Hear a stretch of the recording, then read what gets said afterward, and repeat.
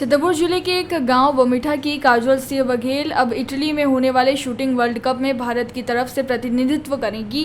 काजोल के पिता शिक्षक पुष्पेंद्र सिंह बघेल ने बताया कि उनकी बेटी का चयन साल 2019 में खेलो इंडिया के ट्रायल में चयन हुआ था। इसके बाद वो भोपाल की शूटिंग एकेडमी में प्रशिक्षण ले रही हैं और साथ ही साथ कॉलेज की पढ़ाई भी कर रही हैं। पिछले 5 वर्ष से काजोल लगातार नेशनल प्रतियोगिताओं में भाग ले रही हैं और मेडल भी जीत रही हैं। अभी हाल ही में इंडिया टीम की ओर से खेलते हुए सटीक निशाना लगाया। इसके बाद एनआरआई ने उन्हें देश की टीम में शामिल किया है। अब वे इटली में होने वाले वर्ल्ड कप में भारत का प्रतिनिधित्व करेंगी। बता दें कि बुंदेलखंड में क्रिकेट, शूटिंग की जगह कबड्डी, खो खो जैसे खेल ज्यादा प्रचलित है। काजोल भी कबड्डी के लिए लगातार प्रयास कर रही थी और शूटिंग के बारे में काजोल को कुछ भी जानकारी नहीं थी। जिले में शूटिंग के लिए कैंप लगने के बाद काजोल का सिलेक्शन हुआ और उसके बाद काजोल शूटिंग में ही अपना करियर देखने लगी। काजोल के पिता ने यह भी बताया कि वह ग्रामीण परिवेश में रहते हैं और शूटिंग के बारे में ज्यादा नहीं जानते थे।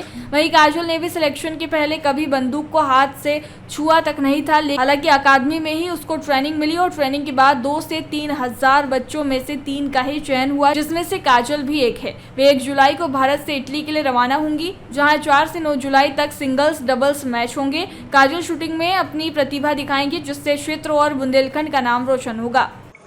आपका नाम? पुष्पेंद्र सिंह बघेल। आपकी जो बच्ची है वो अब भारत की तरफ से एक वर्ल्ड कप में भारत का नेतृत्व करेगी। ये किस तरीके से शुरुआत हुई और आज कैसा फील हो रहा है आपको? निश्चित रूप से हमारे लिए और हमारे इस पूरे बुंदेलखंड क्षेत्र के लिए बहुत ही गर्व का विषय है कि आज काजल वर्ल्ड कप के लिए जा रही है, भारत की टीम का प्रतिनिधित्व कर रही है। और इसका 2019 में खेल और युवा कल्याण विभाग द्वारा जो टैलेंट सर्च होता है उसके तहत इसका सिलेक्शन हुआ था। और निश्चित रूप से यहाँ पर उस समय जो जिला क्रीड़ा अधिकारी प्रदीप अविद्रा जी थे वो निश्चित रूप से बधाई के पात्र हैं। उनके ही प्रयास से यहाँ बच्चों का टैलेंट सर्च हुआ और ये बच्ची एकेडमी के लिए सेलेक्ट हुई और लगातार संघर्ष करते हुए, कई उतार चढ़ाव देखते हुए, झेलते हुए वो आज वर्ल्ड कप खेलने जा रही है। निश्चित रूप से हमारे लिए, हमारे क्षेत्र के लिए, सभी के लिए ये गौरव का विषय है। जिस तरीके से भारत का नेतृत्व आपकी बच्ची कर रही है, क्या ये बचपन से शुरुआत कैसे हुई? क्या बचपन से था या किस तरीके से वो इस मुकाम तक पहुंची है? हमारे घर परिवार में खेल का माहौल बहुत पहले से था। हमारे बड़े भाई साहब, हमारे अन्य छोटे भाई सभी किसी न किसी खेल के प्रतिभाशाली खिलाड़ी रहे हैं और हमारे बड़े भाई साहब वॉलीबॉल के नेशनल प्लेयर रहे। हमारे और भाई हैं क्रिकेट में, मैं खुद फुटबॉल और एथलेटिक्स का खिलाड़ी रहा हूँ। तो घर में खेल का महत्व रहा है, पहले बराबर उसको ये सब देखने को मिलता रहा है।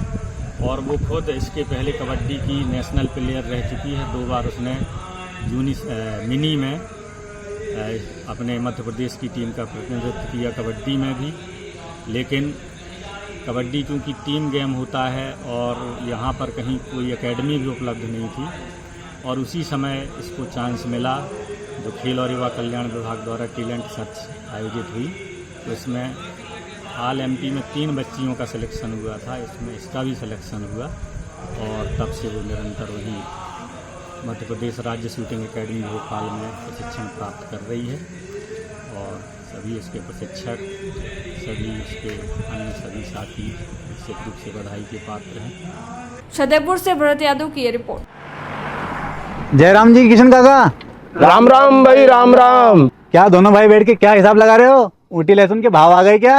अरे नहीं रे दादा, ये अपना रमेश नया मकान बनाने के लिए लोन ले रहा है।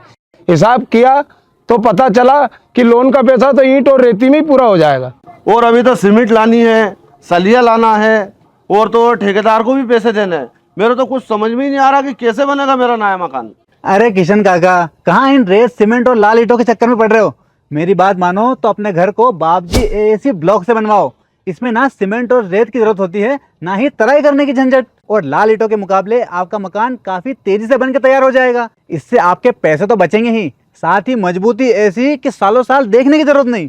और इससे आप अपना मकान ही नहीं, कुएं और खेत की बाउंड्री वॉल भी बनवा सकते हो। जिससे रोजड़ों की समस्या भी खत्म हो जाएगी। वाह भाई, ये तो कमाल की चीज है। फिर तो मैं अपना घर बाबजी ब्लॉक से ही बनवाऊंगा। और मैं अपने खेत की बाउंड्री वाल। ज्यादा जानकारी के लिए स्क्रीन पर दिए गए नंबर पर अभी कॉल करें।